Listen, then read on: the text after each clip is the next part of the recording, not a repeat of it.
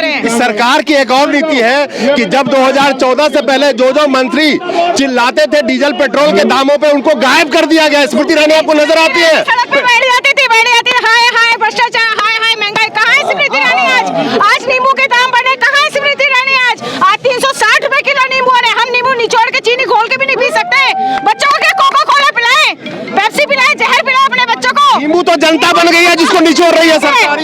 भूख हड़ताल भी करेंगे, आंदोलन अनशन भी करेंगे। अगर हमारे साथ ज्यादती होगी, जिस भाषा में वो बात करेंगे उसी भाषा में उनसे बात करेंगे। और जो टोल पे अगर हमारे ड्राइवर की तरफ एक हाथ उठा, हम साले उस टोल को उखाड़ के फेंक देंगे, चाहे वहां कितना भी करना पड़ो। बहादुरगढ़ जो रोहतक दिल्ली बॉर्डर है और सोनीपत बॉर्डर, कुंडलिया NH1 बॉर्डर है, सभी हम दिल्ली को सील करने का कार्य करेंगे। और इसमें सबसे अग्रणी रहेगा हरियाणा प्रदेश। आखिर जो सरकार आई थी कि 30 रुपए 40 रुपए पेट्रोल डीजल करके, वो सरकार आज 3 गुना दाम बढ़ा दी आपके पेट्रोल डीजल की, तो क्या वो अपना टैक्स क्यों नहीं कम करती है? इतनी बेशर्मी में क्यों डूबी हुई है सरकार? और जवाब कोई क्यों नहीं देता? सरकार का नुमाइंदा अगर यहाँ आके बात करें तमाम लोगों के बीच में, तो ये बात करेंगे या ये पैदल मार्च करेंगे, लेकिन ऑफिस में बंद कमरे में बैठ के ये बात नहीं करेंगे। क्या आप लोगों ने निर्णय लिया? ऐसा है, ओपनली बात करेंगे, बंद कमरे में बात अभी ऐसा है। दोस्तों नमस्कार। आज सारे ट्रांसपोर्टर्स बढ़े हुए फ्यूल रेट्स के खिलाफ और इनके साथ जो तरह तरह की वसूली होती है उसके खिलाफ, बढ़े हुए टोल टैक्स के खिलाफ जंतर मंतर पे इकट्ठे हुए हैं। लेकिन अगर आप घर में बैठे, अपने ऑफिस में बैठे और ये धूप में खड़े हैं, तो आप ये समझ के रखिएगा कि ये लड़ाई आपके लिए लड़ रहे हैं। ये मत सोचिए कि ये अपने रेट के लिए लड़ रहे हैं, क्योंकि आपके जेब के ऊपर में जो करीब करीब 50% से ज्यादा की महंगाई बढ़ चुकी है, आपके घर के राशन पानी का जो मूलभूत चीजें हैं, उसकी सबसे बड़ी वजह फ्यूल प्राइस ही है। अमूमन लोग समझते हैं कि तेल भरने से सिर्फ और सिर्फ गाड़ियों का खर्चा बढ़ता है, लेकिन नहीं, आपके जेब के ऊपर जो खर्चा बढ़ता है उसकी वजह भी फ्यूल के प्राइस ही है। मैं आपको आंकड़ा बताऊं, $250 बिलियन का ये ट्रांसपोर्ट मार्केट है। 250 बिलियन डॉलर्स को ऐसे समझे कि तकरीबन करीब 20 लाख करोड़ रुपए का ये ट्रांसपोर्ट का क्षेत्र है, पूरा बाजार है। आने वाले 2025 में यह आंकड़ा अनुमानित है कि करीब करीब ये 30 लाख करोड़ के आसपास पहुंच जाएगा। आप जानते हैं कि भारत को बाजार को लुटवाने में मौजूदा सरकार ने किस तरह से अहम रोल पे अदा किया है, चाहे वो रिटेल सेक्टर की मार्केट हो, चाहे छोटे गाड़ी वाली टैक्सी वाले की मार्केट हो, चाहे अब ट्रक वाले की मार्केट हो, चाहे बस ऑपरेटर्स हो। आप भारत का आंकड़ा उठा के अगर देखेंगे, तो इसी भारत के अंदर में 10% के करीब उन लोगों ने अपनी जीवन लीला खत्म करी है जो अपना स्वरोजगार कर रहे थे। लेकिन सरकार के पास इसका कोई आंकड़ा आपको नहीं उठा के देगी कि जो स्वरोजगार कर रहे हैं, जो सरकार से नौकरी नहीं मांग रहे हैं, कोई टेम्पो चला रहा है, कोई ट्रक चला रहा है, कोई 2 गाड़ियां निकलवा के चला के अपनी जीविका चला रहा है, आखिर वो अपनी जीवन लीला क्यों खत्म कर रहा है? 25 वर्ष का नौजवान चंडीगढ़ का ट्रांसपोर्टर था, उसने इसी कोविड में गाड़ियां घर पे करी थी, उसकी EMI नहीं जा पा रही थी, घर के खर्चे नहीं चल पा रहे थे, जिसकी वजह से उसने जान दे दी। साउथ के अंदर में कोलम में 48 वर्षीय ट्रांसपोर्टर ने अपनी जीवन लीला, बस ऑपरेटर था, खत्म कर ली, क्योंकि गाड़ियां वहां खरी थी, वो EMI कहां से देता? इसी सरकार ने बैंकों से पिछले 7 सालों में ये RTI का आंकड़ा है कि 5,99,000 करोड़ एग्जैक्ट बता रहा हूं, बैंक से फ्रॉड करवा दिए। इसी सरकार ने मित्रों के 7 लाख करोड़ लोन माफ कर दिया। इसी सरकार ने 2.5 लाख करोड़ की जो NPA थी 2014 में, वो 25 लाख करोड़ को क्रॉस कर चुकी है। अब आप इसको आप जोड़ लीजिए, लेकिन ट्रांसपोर्टरों को जिनकी गाड़ियां खरीदी थी, जो वर्क फ्रॉम होम नहीं कर सकते थे, इनके न कागज के पैसे माफ किए गए, न टैक्स माफ किए गए, न EMI छोड़ी गई। सारे पैसे इनके यूं ही चलते रहे, सारे खर्चे यूं ही चलते रहे। आखिर बात करते हैं पाजी, मैं जानना चाहूं कि आप लोग यहाँ पे इकट्ठे हैं आज, बढ़े हुए फ्यूल प्राइस हो, चाहे आपका हर दिन टोल भरना हो, ये डिजिटल इंडिया के नाम पर तो डिजिटल लूट का एक सिलसिला चल पड़ा, लेकिन जो आम जनता के जेबों पे असर जा रहा है उसके जिम्मेवार ट्रांसपोर्टर्स को बताते हैं और बड़ी चालाकी से अपना पल्ला छाड़ के निकल लेते हैं।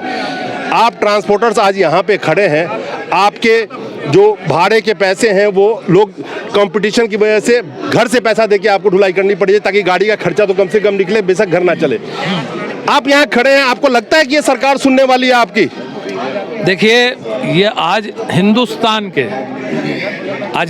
के मालिक हमारे नरेंद्र मोदी जी हैं, भारत के प्रधानमंत्री, और उनकी जनता का हाल, स्पेशली मैं ट्रांसपोर्ट सेक्टर की बात करूँगा, इतना बुरा है कि आत्महत्याएं बढ़ती जा रही है। जो लोग आत्महत्याएं नहीं कर पा रहे, परिवार को देखते हुए इस व्यवसाय को छोड़कर कहीं ना कहीं उनको जेल की यात्राएं भी करनी पड़ रही। कारण क्या है? आप अभी कह रहे थे कोविड के कारण जो व्यापार धंधा, उसके पहले जीएसटी के कारण, उसके पहले नोटबंदी के कारण अगर किसी धंधे पर सबसे ज्यादा असर हुआ तो ये ट्रांसपोर्ट का व्यवसाय था। नोटबंदी के बाद माल मिलना बंद हो गया, फैक्ट्रियां बंद हो गई, जीएसटी के बाद छोटे छोटे व्यवसाय थे वो बंद हो गए, ट्रकों को माल मिलना एकदम कोविड के समय बंद हो गया। और निश्चित रूप से जो उनके सभी ट्रक जो फाइनेंस पे लेकर बनाए हुए होते हैं उनकी किस्तें कहीं नहीं रुकने का काम हुआ। इंश्योरेंस कहीं, जो कि बड़ी बड़ी इंश्योरेंस, आज एक नए ट्रक की इंश्योरेंस 1 लाख से ऊपर है और वो किस्तें जो है 1-1 लाख रुपए की है, वो कहीं नहीं रुकी। उनके ब्याज के तले दब के ट्रांसपोर्टर ने आत्महत्या कर ली या छोड़ के भाग गए या उनके ऊपर आज मुकदमे कायम है। हम आज यहाँ इस जंतर मंतर पर बैठकर हम अपनी लड़ाई नहीं लड़ रहे, कहीं ना कहीं देश की लड़ाई भी लड़ रहे, देश की जनता की लड़ाई भी लड़ रहे। जो ये डीजल महंगा होता, जो ये टोल टैक्स महंगा होता, जो ये इंश्योरेंस महंगी होती है, इसका भार कहीं ना कहीं सीधे रूप से आम जनता के ऊपर जाता है। क्योंकि हमको ठीक है उतना भाड़ा ना मिल पाए जितना हम चाह रहे हैं, लेकिन कुछ परसेंटेज तो बढ़ जाता है और जब परसेंटेज बढ़ता है तो दवाई, सब्जी, चाहे वो गैस सिलेंडर हो, किसी भी प्रकार के उपयोग की चीज़ें जो ट्रांसपोर्ट होती है वो महंगी होती है और आम जनता की जेब कटने का काम उस दिन से शुरू हो जाता है। ये आम जनता देश की है, उसको भी इस बात को समझना पड़ेगा। हमारा व्यवसाय जरूर है लेकिन आम जनता की लड़ाई भी हम यहाँ बैठकर लड़ रहे हैं। महंगाई बढ़ रही है, इससे देश में डीजल की महंगाई से, टोल टैक्स महंगे होने से, इसको आम जनता को भी समझना पड़ेगा। और हमारी सरकार से इस जंतर माध्यम के, इस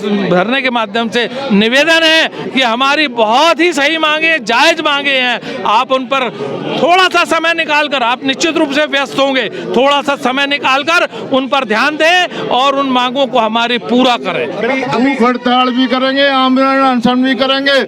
अगर हमारे साथ ज्यादती होगी, जिस भाषा में वो बात करेंगे उसी भाषा में उनसे बात करेंगे। और जो टोल पे अगर हमारे ड्राइवर की तरफ एक हाथ उठा, हम साले कुछ टोल को उखाड़ के फेंक देंगे, चाहे हमें कितना भी करना पड़ो। एक बात है, सरकार को हमारी बात सुननी पड़ेगी। और आज की ट्रांसपोर्टर भूख मरने के कगार पे है। ये व्यापारियों का लाखों करोड़ों का पैकेज देके माफ कर देते हैं, किसानों का भी ये माफ करते हैं, मगर एक ट्रांसपोर्ट इंडस्ट्री ऐसी आज तक किसी भी सरकार ने कोई पैकेज नहीं दिया, 1 रुपया माफ नहीं किया। जो गाड़ियों की किस्तें थी, जो 6 महीने का इनको हमने राहत दी थी, अब वो फाइनेंस कंपनियां चक्रवर्ती ब्याज के साथ गुंडे भेज के अत्याचार करके वो वसूले जा रहे हैं। गरीब की गाड़ी खड़ी करी जाए। क्या लगता है 750 किसानों की जान चली गई, आज तक उनका क्या हुआ? कुछ भी नहीं हुआ। आप तैयार हैं इसके लिए, इस लड़ाई को लड़ने के लिए, बलिदान देने के लिए? मैं यही पूछूंगा आपसे। भाई साहब, मैं आपको बता दूं, मैं उस धरती से बिलोंग करता हूं, हरियाणा से, और संयुक्त ट्रांसपोर्ट मोर्चा के अंदर मैं हरियाणा प्रदेश से अध्यक्ष हूं। और हम उस किसान के बेटे हैं, उसी किसान परिवार के सदस्य हैं जो आज किसान आंदोलन अपना लड़के जीत चुके हैं, इस सरकार को झुका चुके हैं। और हमको ये विश्वास दिलाते हैं आपको कि वही काम होना है। अगर सरकार ने हमारी बात नहीं मानी, बहादुरगढ़ जो रोहतक दिल्ली बॉर्डर है और सोनीपत बॉर्डर, कुंडलिया NH1 बॉर्डर है, सभी हम दिल्ली को सील करने का कार्य करेंगे। और इसमें सबसे अग्रणी रहेगा हरियाणा प्रदेश। मैं आपको ये विश्वास दिलाता हूँ। और जी, मैं इन सभी जोड़ों का एक सुझाव भी देना चाहता हूँ सरकार को। इसका एक ही उपाय है कि आप एक आयोग का गठन करें और उस आयोग में जितने भी आप कमेटी सदस्य बना रहे हैं तो वो इन्हीं लोगों में से इस जो जमीनी हकीकत का पता है उनको शामिल करें ताकि ये समस्या का समाधान हो सके। सर, इस सरकार को है ना, आदत है कि आंदोलन खड़े करने की मजबूरी हो गई है। इतनी जितने इस सरकार में आंदोलन हुए ना, इतने आंदोलन कभी नहीं होंगे। जब यहाँ पे भारत आजाद नहीं हुआ था शायद तब हमने करे थे आंदोलन। और आज हमारी बदकिस्मती की सरकार में जब से है तब से आंदोलन पे आंदोलन, आंदोलन पे आंदोलन, आंदोलन पे आंदोलन ही छिड़े जा रहे हैं। इस सरकार की एक और नीति है कि जब 2014 से पहले जो मंत्री चिल्लाते थे डीजल पेट्रोल के दामों पे, उनको गायब कर दिया गया। स्मृति ईरानी आपको नजर आती है? सड़क पे बैठ जाती थी, हाय हाय भ्रष्टाचार, हाय हाय महंगाई। कहाँ है स्मृति ईरानी आज नींबू के दाम बढ़े, कहाँ है स्मृति ईरानी आज 360 रुपए किलो नींबू है। हम नींबू निचोड़ के चीनी घोल के भी नहीं पी सकते। बच्चों के कोका कोला पिलाएं, पेप्सी पिलाएं, जहर पिलाएं अपने बच्चों को। नींबू तो जनता बन गई है जिसको निचोड़ रही है सरकार। बताओ, हाय हाय बीजेपी सरकार, हाय स्मृति ईरानी दिख नहीं रही, आज आए ना। आज है 1,000 रुपए, 1,000 रुपए का एक सिलेंडर हो गया है। कहाँ से बच्चों को रोटी खिलाएं, कहाँ से खिलाएं बच्चों को रोटी, घर में बच्चों को रोटी खिलाएं या कहाँ से करें, ये बताइए आप। सड़कों पे बैठना आसान है। मेरा बड़ा एक सीधा सवाल है, किसानों का कर्म क्षेत्र खेत होता है, खेती होती है, जो अपने भूमि में बैठ के वो खेती करते हैं। किसान 13 महीने तक जो रोड आपका कर्म क्षेत्र है, रोड ही आपका कर्म क्षेत्र है ट्रांसपोर्टर्स के लिए, उसी रोड पे वो 13 महीने बैठे रहे, तो वो रोड तो आपके टैक्स के पैसे से बनी है। उसी रोड को कर्म क्षेत्र बनाइए, ये जंतर मंतर पे कौन सुनेगा आपकी? आप ठीक कहना चाहते हैं। अभी तो ये अंगड़ाई है, आगे और लड़ाई है। आग लगी है और धीरे धीरे सुलगेगी और बढ़ेगी और पूरे देश में फैलेगी। आप थोड़े दिन के अंदर देखेंगे ये धरना प्रदर्शन आज जंतर मंतर में जरूर छोटे रूप में देखने को मिल रहा है, लेकिन आने वाले समय में ये किसान आंदोलन जैसा व्यापक रूप लेगा।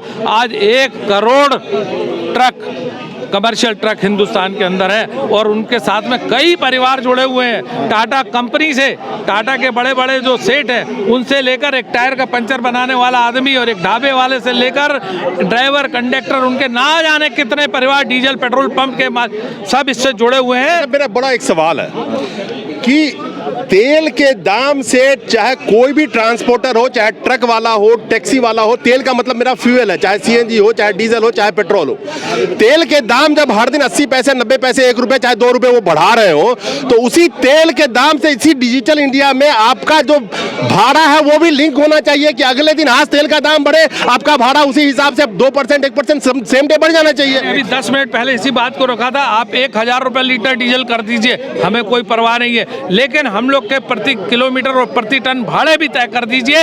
आपको जैसा करना वैसे करिए। कम से कम हम लोग भी इस देश के नागरिक हैं, हम लोग को भी परिवार चलाने हैं, रोजी रोटी चलानी है, इस पर भी आपको ध्यान देना होगा। बड़ी अच्छी बात कही इन्होंने, लेकिन एक चीज इन लोगों को भी समझना पड़ेगा, भारत में उत्पादन का स्तर अपने सबसे निम्न स्तर पे पहुंचा हुआ है। जब उत्पादन नहीं होगा तो ढुलाई किस बात की होगी, और अगर ढुलाई होगी तो जब उसका खरीदारी नहीं होगा तो माल खरीदेगा कौन?